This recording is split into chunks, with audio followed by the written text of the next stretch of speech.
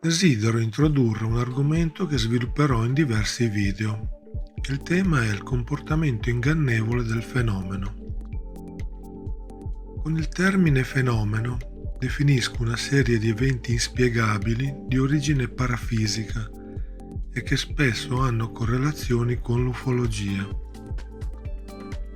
Diversi ricercatori che si sono addentrati nella ricerca ufologica e ricerche correlate hanno manifestato la sensazione di essere presi in giro.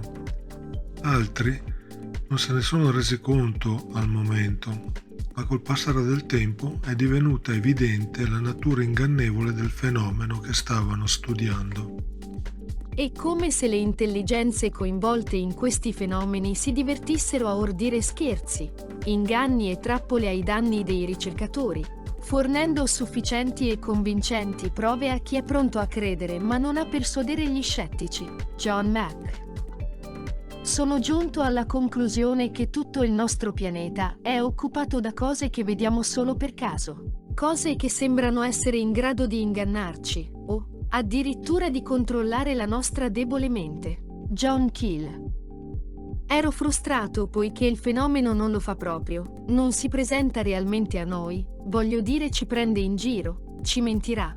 A volte forse ci dirà la verità, ma non c'è coerenza in questo, non c'è formalità, non c'è alcuna introduzione formale e credo che sia vero per tutto il governo. Jim Semivan. Anche Jacques Vallée parla di intelligenze provenienti da un'altra dimensione, la dimensione magonia, che influenzano la nostra realtà attraverso l'inganno, instaurando un vero e proprio sistema di controllo sulla nostra evoluzione. In modo simile a Vallée, anche Jean Sider sostiene che il fenomeno UFO sia un inganno creato da un'intelligenza che avrebbe influenzato la nostra civiltà da sempre. Quindi dei, angeli, diavoli, fate, spiriti alieni sarebbero tutti frutto dello stesso progetto ingannevole.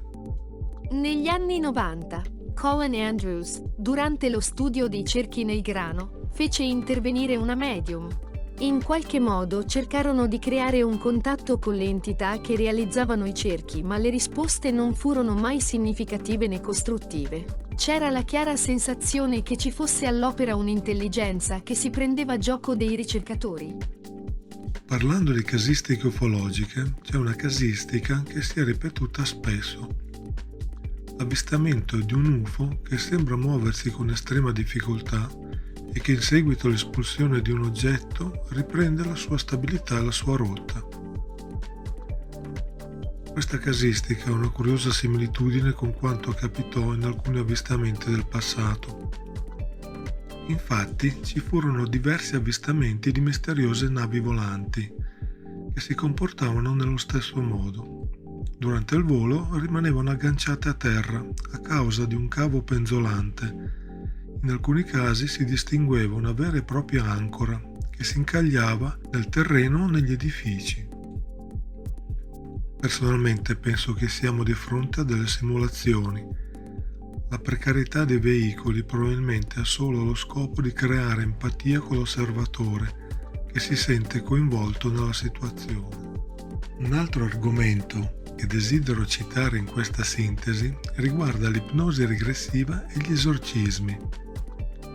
Alcuni ricercatori hanno usato l'ipnosi regressiva nella ricerca parafisica e attraverso le persone ipnotizzate sono entrati in contatto con delle entità che hanno risposto attraverso il soggetto ipnotizzato. Il professore Corrado Malanga sostiene di essere entrato in contatto con entità aliene attraverso gli addotti sotto ipnosi. La stessa cosa è successa a Michael Newton attraverso le persone ipnotizzate. Dice di avere parlato con le guide spirituali che le anime incontrano tra una reincarnazione e l'altra. Questo tipo di comunicazione è molto simile a quella che accade durante gli esorcismi. Da ricordare che la possessione demoniaca provoca una trance molto simile all'ipnosi. Quindi, attraverso le persone in trance, abbiamo un ufologo che parla con gli alieni, un credente New Age che parla con le guide spirituali e gli esorcisti che parlano con i demoni. A quanto pare, ognuno incontra le entità che sono legate al proprio percorso di ricerca. Si potrebbe pensare che sia tutto frutto del cervello delle persone in condizioni di trance. L'inconscio si inventa una situazione condizionata dai ricercatori. Personalmente penso che siamo alle prese con un incredibile inganno ordito ai danni dei ricercatori. Qualcosa risponde ai ricercatori creando una simulazione. In uno stato ipnotico entra in gioco anche la DMT, che ha il suo ruolo nel collegarsi a stati di coscienza alterati. Forse è un elemento essenziale per collegare la coscienza a una simulazione virtuale, una realtà controllata da altri. La stessa situazione accade con medium, contattisti e veggenti delle apparizioni mariane. In sostanza si crea un'interazione con qualcuno o qualcosa che usa le nostre aspettative per creare una simulazione. Lo scopo è quello di interagire con le persone e coinvolgerle in questa simulazione alimentando le credenze popolari. La simulazione è un percorso in crescere che si alimenta ed evolve nel tempo per poi finire e ricominciare con modalità diverse in un altro luogo e con altre persone. Tutti questi contatti non portano mai a qualcosa di costruttivo, alimentano solo credenze popolari. Probabilmente l'obiettivo principale sono solo le persone coinvolte, queste entità che hanno bisogno di provocare una determinata condizione emotiva nelle persone. Forse si alimentano di questa energia psichica. Castaneda parlava della stessa situazione descrivendo i voladores, ma anche gli arconti degli gnostici corrispondono a questa descrizione. L'inganno è la virtù più importante in un mondo di sopravvivenza. Ogni essere vivente usa le proprie strategie per ottenere le risorse nella lotta alla sopravvivenza.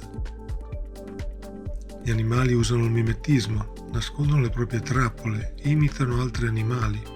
Anche l'uomo cerca di sembrare migliore, più attraente, più potente, più intelligente. Forse l'inganno è uno strumento necessario anche nella sopravvivenza in una realtà parafisica.